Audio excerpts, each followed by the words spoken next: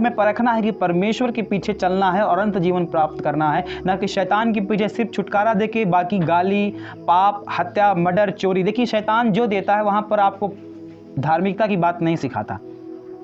शैतान जितना पाप करोगे, आप जितना पाप करोगे उतना वो काम करना चाहता है और आपको नाश करना चाहता है। लेकिन परमेश्वर धार्मिकता में वास करता है। जितना आप धार्मिकता का काम करेंगे परमेश्वर वहाँ पर रहता है, और जितना आप पाप का काम करोगे वहाँ शैतान रहता है। और पाप की मजदूरी पता है आपको क्या है? पाप की मजदूरी सिर्फ मौत है और अनंत आग है। हालेलुया, बोलो यीशु मसीह की। परमेश्वर हमें समझाना चाहता है। उसने कहा तुम नाशवान भोजन के लिए परिश्रम ना करो, तुम मेरे राज्य को खोजो, उसे ढूंढो, छुटकारा मिलेगा, चंगाई मिलेगी, हर एक चीज़ परमेश्वर देगा। लेकिन हम सिर्फ यही सोच के ना चलें कि यीशु सिर्फ यहीं तक हमें लेके चलेगा और आगे हमें कुछ नहीं देगा। परमेश्वर कहता है मन फिराओ, स्वर्ग का राज्य निकट आ चुका है। आपको उसका उद्देश्य है स्वर्ग ले जाना।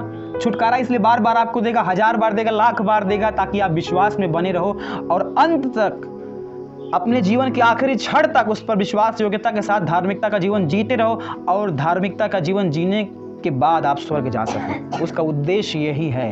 हालेलुया। और आपको कभी बीमार देखना नहीं चाहता। बोलो यीशु मसीह की। 14:1 में लिखा है तुम्हारा मन व्याकुल न हो, परमेश्वर पर विश्वास रखो और मुझ पर विश्वास रखो। मेरे पिता के घर में बहुत से रहने के स्थान है, यदि ना होते तो मैं तुमसे कह देता, क्योंकि मैं तुम्हारे लिए जगह तैयार करने जाता हूँ। और यदि मैं जाकर तुम्हारे लिए जगह तैयार करूँ तो फिर आकर तुम्हें अपने यहाँ ले जाऊँगा, कि जहाँ मैं रहूँ वहाँ तुम भी रहो। हालेलुया। यीशु कहता है तुम्हारा मन व्याकुल ना हो, तुम चिंता ना करो, परमेश्वर पर विश्वास रखो। मेरे पिता के घर में बहुत से रहने के स्थान है। मैं इसलिए इस धरती पर आया हूं कि तुम्हें स्वर्ग ले जा सकूं। मैं इसलिए आया हूं कि जो मार्ग बंद था पिता की ओर जाने के लिए, उस मार्ग को खोल दूं और आप और हम स्वर्ग तक पहुंच जाएं। बोलो यीशु मसीह की। हालेलुया। इसी स्वर्ग की राहों में चलते चलते परमेश्वर में आशीष देंगे, छुटकारा देंगे, चंगाई देंगे। वो हर एक बात परमेश्वर हमारे जीवन में पूरा करेंगे जो हमें और आपको चाहिए। हालेलुया। लेकिन परमेश्वर हमें एक बात समझाना चाहता, हम नाशवान भोजन के लिए परिश्रम ना करें। परिश्रम करने का मतलब हम छोटी चीज़ के लिए यीशु मसीह के पीछे ना चलें, सिर्फ रोटी खाने के लिए बस। तो परमेश्वर कहता है कि रोटी तो दी जाएगी, लेकिन तुम और तुम्हारी आत्मिकता की दशाएं जान ली जाएगी कि तुम किस लिए आते हो मेरे पास। मैं तुम्हें जांच कर परख लूंगा कि तुम रोटी खाने के लिए आते हो कि मुझे पाने के लिए आते हो। बोले यीशु मसीह की। परमेश्वर देखिए विश्वास योग्यता में काम करता है। वो हमें परखता है, जांचता है, तब हमें वो सौंपता है। जब हम खरे निकलेंगे, विश्वास योग्य निकलेंगे, परमेश्वर हमें वो हर एक चीज़ देगा जो आपके पास नहीं है भी। हालेलुया। बोलो यीशु मसीह की। छुटकारा तो परमेश्वर एक दिन में कर सकता है, लेकिन वो जांचता है, परखता है क्या सचमुच में तुम रोटी चाहते हो कि मुझे चाहते हो। तुम सिर्फ चमत्कार को चाहते हो कि मुझे दिल से चाहते हो, ये परमेश्वर देखना चाहता है।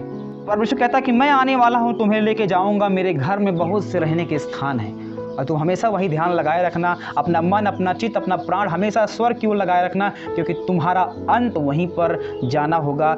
इसीलिए तुम बनाए गए हो कि वहाँ पर तुम्हें ले जाया जाए और तुम वहाँ पर राज्य की जाओ। आपको पता है आप सिर्फ यहाँ 60-80 साल जियोगे, उसके बाद आप कभी नहीं मरोगे।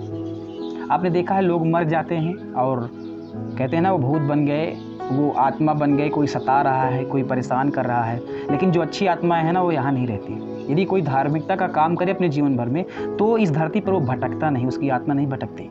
वो स्वर्ग जाती है और परमेश्वर के पास निवास करना शुरू कर देती है। लेकिन जिन्होंने बुराई की, जिन्होंने पाप किया, जिन्होंने यीशु को नहीं जाना और परमेश्वर की आराधना नहीं की, उनकी आत्मा हमेशा के लिए इस धरती पर भटकती रहती है। और एक समय आएगा जब उनका न्याय किया जाएगा, उनको नरक में डाल दिया जाएगा।